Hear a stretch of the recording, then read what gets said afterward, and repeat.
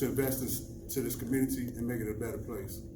And everybody don't have that life, that background, that is part of Cert, but everybody have the same passion and the same drive to make this a better place. And also, and one of the biggest things that needed to be filled was keeping downtown safe. And this is why we're patrolling with you guys, not to replace you guys. So we do see you guys, like John, he's a superstar. Everybody knows John, he engages with the crowd tremendously. He can go hand to hand with us. We can de-escalate. He knows exactly when it's something that he can fall back. For most part, most of you guys, I mean, you guys been doing really great engaging with us, because this is what we want to do. We want to show the people that it's not a badge. You know, there's a tie to the system that they're dealing with. That's a human factor that people that we want to get. I guess we want to help you guys become more of a resource officers than enforcement, because the enforcement is going to be there. It's got to be there. But if you come with resources and engagements, it brings that human factor that we need in order for this community to build the layers of distrust, the layers of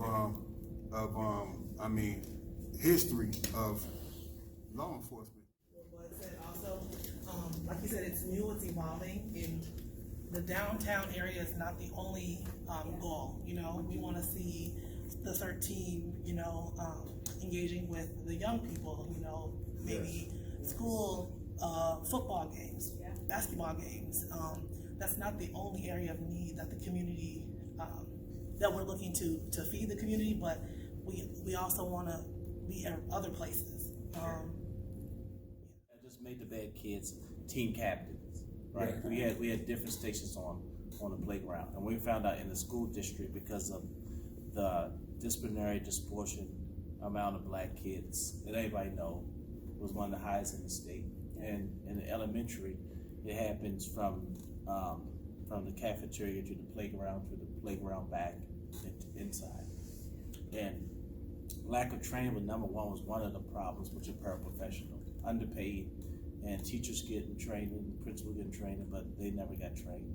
And basically, their job there was basically, when we first got there, that just for write-ups, right? They wasn't engaging in the kids, so we did similar to what we're doing here, you know, set up stations, each one of them stations. Since I'm a coach, I brought my college kids, and we put up each one of them stations and teaching the kids, and taking those kids that probably was your tier 3 kids that they couldn't handle, and made them team captains of the teams and everything like that, and getting them to engage in it. Part of that was that teaching them the rules of the game, because the kids don't know that no more. They play video games, this and this, don't understand the rules of the game. They're teaching them when they have disputes, who's going to get ball first, stuff like that. We teach them rock, paper, scissors. They're determined to be able to do it. So it's using those things like that. Almost that model is almost the same setup that we had down, you know, almost downtown. So each one of those stations and stuff that we do is very intentional. So it's not just there that they playing activities, playing games, but very intentional. And so what happened was that what we seen eventually was beginning to happen is that on the days that we wasn't there, the kids' behavior still spiked. So we had to teach the paraprofessionals how to engage along with us with the kids. And so because our objective was not for us to stay there 5 days a week to be able to do it. Our objective was to teach them to do what we're doing, and then we're able to pull out. Right. So the good thing about that, they're using that model throughout the elementary school, right. And now they implemented before COVID in some of the elementary school. So even though we're not there, the effects are still there, and it's still working. I just want to talk a little bit about the engagement with we have been invited to actually do some safe walks to school, some volunteer work, you know, and that's kind of some of the things that I would like to see, you know, happen with us, to help out in the community in any way that we can, in any positive way that we can help in our community is what we want to do. We're like, we have contacts with the public health and the diversity council, things like that. We want to put in what we can everywhere we can so that we all can come together as one. We want to be able to help each other because this is our community. It's not just this person's, that person. We're a community as a whole. And if there's anything that we can do that can help out in our community, we're willing to volunteer our time. We're here to do that. I'm just grateful that we have an opportunity to give back to our community. A lot of times people don't get the opportunity to give back. And I have my grandchildren growing up in this city. I don't want them to be scared to go to school and wear a certain kind of gym shoe. I don't want them to have fear of being bullied or stranger danger. I want to teach them what they need to know. I want to be able to be present, and helping them to survive a day in the life in Rochester, Minnesota. I'm just glad that we're here. I'm glad that I have an opportunity to be here. This has been such a blessing. I've seen people who have overcome some things since we've been out there speaking with them on a personal levels. Because all this stuff starts at home. We deal with so much at home. We deal with abuse, mental abuse, physical abuse, mental health situations. We deal with recovery, people that are in recovery or out of recovery. That stuff starts at home, and they bring it out to the streets.